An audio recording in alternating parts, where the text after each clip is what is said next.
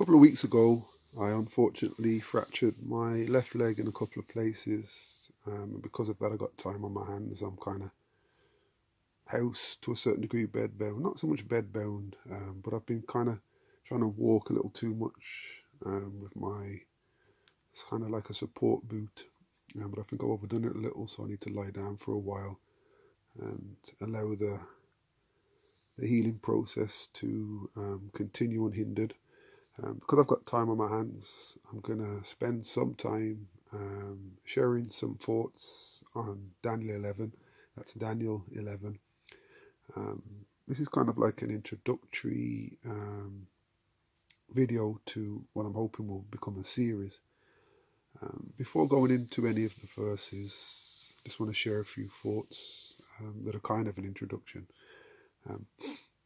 Chapters 10 through to 12 in the book of Daniel are all kind of one account. Gabriel comes to see Daniel having prayed in chapter 10. There's a description there of a battle between the angel Gabriel and the prince of Persia, or Satan. There's a battle for the mind of Cyrus. It's a significant time. Chapter 10 introduces us to the fact that it's the first year of Cyrus, 536, going into 535 BC. It's basically the 70th of the 70 years that Jeremiah prophesied relating to Judah. In Jeremiah 25, you can read it in verses 11 and 12, and chapter 29 and verse 10, I believe. So Jeremiah prophesied that the Judeans, the city of Jerusalem, would be laid waste, and the Israelites would be held captive in Babylon for a period of 70 years. And as I said, that's found in Jeremiah 25, 11 and 12, and 29 and verse 10. So that's 25, 11 and 12, and 29 and verse 10. So it's a very significant year. This is why I believe Daniel is praying, because Isaiah prophesies that Cyrus would let the Israelites go back to begin rebuilding the temple. That's in Isaiah 44, from verses 26 to 28, jumping over to Isaiah 45 from verses 1 through to 13. Ezra 1 and verse 1, and I believe 6 and verse 14 refer to decrees.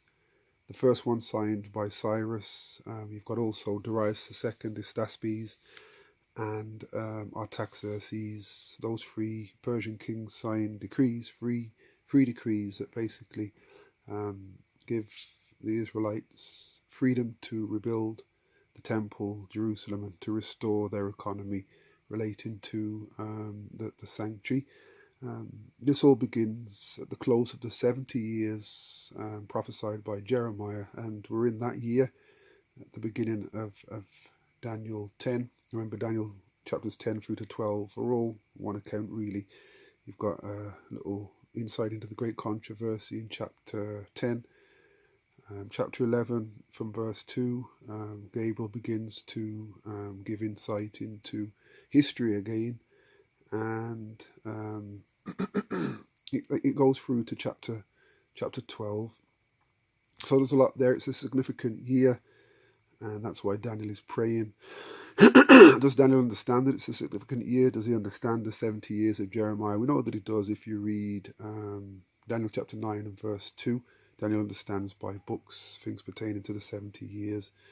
And a few more points to add before I close off this first video.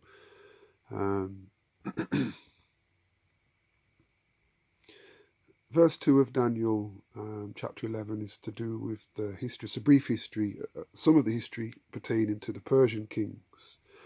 And then from verses 3 through to 13, you've got things to do with the Grecian Empire. Rome comes in verse 14. We'll look at that in more detail in another video. But in this chapter, you've not got symbols used to represent kingdoms and so on and so forth. In chapter 2, you've got metals. Chapter 7, you've got beasts, as with chapter 8. But Gabriel comes with a different approach in chapter 11. He doesn't use symbols. He describes people, king of the north, king of the south, so on and so forth, daughters, sons, and so on and so forth. So symbols are not used. Gabriel is basically explaining things. So in chapter 2 there's a vision, and the vision is explained. So first of all, Nebuchadnezzar sees something, Daniel sees the same thing. Chapter 7, Daniel sees symbols, and Gabriel comes and interprets the symbols. This is a different kind of vision. He's actually speaking to, or he's listening to Gabriel in the vision, and Gabriel is just describing people. Significant as well, because the kingdom of Grecia, in verses 3 through to 13, thereabouts, that spans the gulf between the Old and the New Testament, from the last prophet of the Old Testament, that's Malachi, up until the time of Christ, the time of John the Baptist. So it's very significant, chapter 11. It's history before it happens, and the unfolding of history is basically the history of the Grecian Empire from just after the time of Malachi right through until around the time that Christ comes along. So it spans the gulf between the Old and the New Testament. So there are some of my thoughts. If you're planning to go through the series with me, I'll ask you to read chapters 10 through to 12 a few times to familiarize yourself with the content. There's a decent commentary on eSword. If you download eSword, you've got John Gill's commentary. You can download that. That will connect to eSword. He's very good when it comes to the kings of the south and the north, up until a certain point. So I'm hoping that you'll follow through the study with me. And please pray for me as I pray for you all.